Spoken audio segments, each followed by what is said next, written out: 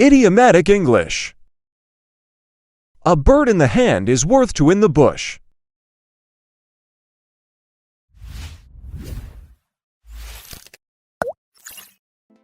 Meaning, it's better to have a small advantage or possession that is certain, rather than risking it for something bigger that may not be materialized. For example,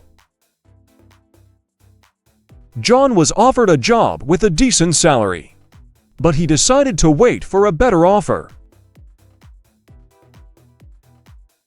His friends told him, "Remember, a bird in the hand is worth two in the bush." Never forget. If you find this video helpful, to subscribe to my channel. Share the video to help others.